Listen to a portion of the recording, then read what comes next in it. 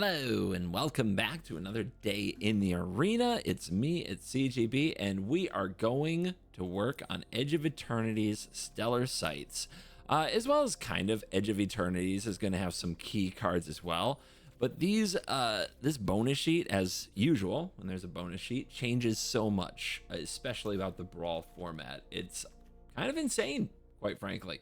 Like, this always goes weirdly. So let's look at some of the cards that arguably go in every deck. And I start with Ugan because it's a colorless deck to emphasize the cards that are in fact colorless.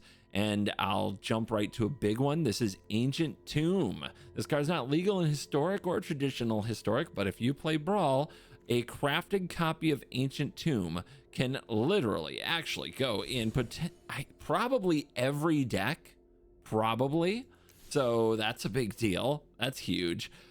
Going over a bunch of other lands, which seems to be the primary theme of Stellar Sights, you're looking for cards that can go in absolutely every single deck, and there are a couple. In particular, down here is Gemstone Caverns. So this says if this land is in your opening hand and you're not the starting player, you can start with this on the battlefield with luck counter and exile a card from your hand.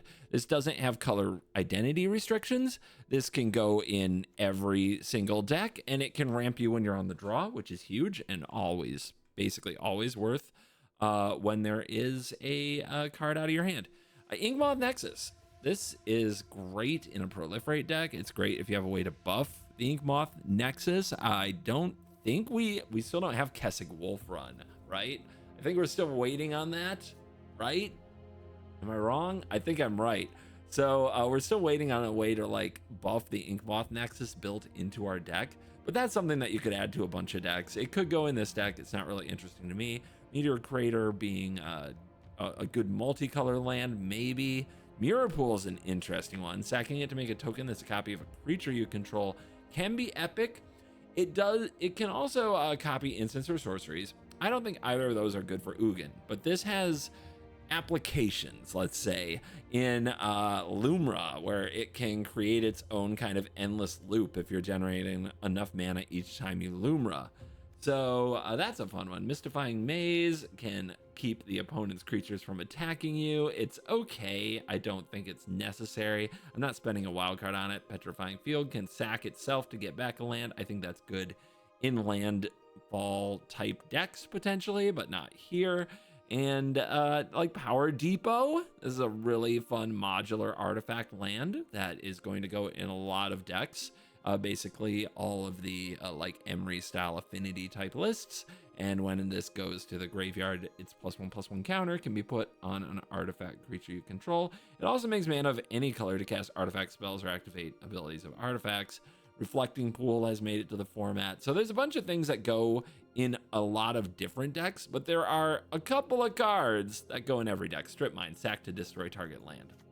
Potentially insanely busted. Then down the line, these have been in arena before, I believe. Nothing to see here. The Terrain Generator is always interesting to me in a deck that needs to ramp like Ugan without a color identity. Makes you wonder how many wastes you should run, but I'm not going to touch that today. I'm not opening that can of worms. So it's not enough that these cards are here, you know what I mean? Playing in Ancient Tomb, just throwing it in all your decks does feel better. Shame with Gemstone Caverns. You know, same with Strip Mine. By the way, this is a waste heavy version of the deck that I built to try to see if I could get Ugan out of Hell Q. I also cut most of my rares just to see if spamming Ugan is enough and if it would get away from Hell Q if I built in a certain way. It didn't. Just so you know. That's another video that might go on CovertGo sometime, is my Ugan that cut most of its rares to try to get out of Hell Q and still didn't. Maybe that's a good video. But anyhow, the main thing I need to point out with Ancient Tomb is now any card, and we'll go ahead and drop that mythic rare craft. I think Ancient Tomb's worth it, can literally be in every deck. But now any card that can search for any land is potentially a form of ramp spell. We were close to this with Ugan's Labyrinth if our deck ran a lot of very expensive colorless cards. Now we really are this with Ancient Tomb, and there is a card that fits right in Expedition. Actually, before I even go there, no, I'm gonna finish that thought. I take it back. So Expedition map is colorless. And Expedition Map is basically a Wayfarer's Bauble now, in the sense that it can also have other utility of getting all kinds of other lands and doing other things. But Expedition Map, you can sack this, search for Ancient Tomb, and you go from 2 mana on turn 2 to 3 mana on turn to 4 mana on turn 3. It's effectively a ramp card now.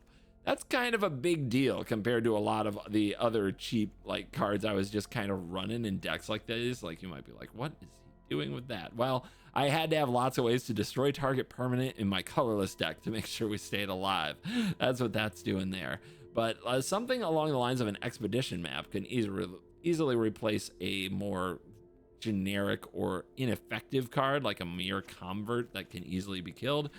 It can go in every deck. Every deck, if they want to now, has ramp from turn 3 4 mana if they draw their Expedition Map, because it can go get their Ancient Tomb.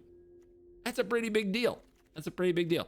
There are other ways to search for any target land. You can look up some number of them. They're all over the format. Sylvan Scrying is in green. That's one of the easier ones, but like, this is an effect you'll find here and there, and now every time you find it, you can say to yourself, well, I could get Ancient Tomb. That would get me further ahead. What was the other one I was thinking of that can go get any land and just put it onto the battlefield? Sowing Mycospawn is a big one that can go get the Ancient Tomb. And the, where is it also? It's a land, Urza's Cave. That's the one. So now Urza's Cave is a 4 mana, because you have to tap this and 3 other, way to ramp from 4 to 6. It ramps from 4 to 6, uncounterable at instant speed. Urza's Cave has also been popular in the format for fetching up Cavern of Souls, and it can fetch up the Strip Mine if you need to get that. But obviously, Urza's Cave is now all kind of a Blighted Woodland type ramp spell all by itself, because it can get a land that always taps for 2 in the Ancient Tomb. So these are some of the things, guys, that you need to get used to when deck building and thinking about how to maximize some of the new busted cards that we have, including Ancient Tomb. I've heard rumblings already that Azusa is broken now, as you are getting back and multi-strip mining opponents over and over using cards that let you get lands out of the graveyard, and then you just hit them with 3 strip mines a turn. Yep, that is potentially a thing that is in the format, but Ancient Tomb is the kind of card that just makes everything come faster than it used to before Edge of Eternities. So it is a card to watch for sure. Gemstone Caverns as well. For those who don't play CEDH, which often Brawl starts to remind me of sometimes, Gemstone Caverns is the most played card in CEDH, and it can go in literally every Brawl deck to try to ramp you up when you're on the draw. If not, especially in a deck like Ugan, it's just a colorless land off the top. So those colorless utility land spots are getting very tight in a lot of your Brawl decks, but the power upside of these cards is in fact huge. So that was just a video I wanted to make really quick, and I thought it would go well on CovertGo 2, where it's just a little 10-minute rant about the biggest changes coming from Stellar Sites and the Edge of Eternities. And there is one more I need to hit. Now, we do not have Soul Ring, but Tesaret, Cruel Captain, can go in every deck. So when you think about the artifacts, mana value 1 or less, that you always want to have in the format, Tesaret is now available as a tutor for every deck to use. Also, if you are running artifact creatures with abilities, particularly your commander, untapping it could be huge. And if you are running mana rocks, untapping your mana rocks with Tesaret can be absolutely huge. And Tesaret is probably going to slot into a number of decks. It can certainly slot into this deck, as there is a toolbox of things.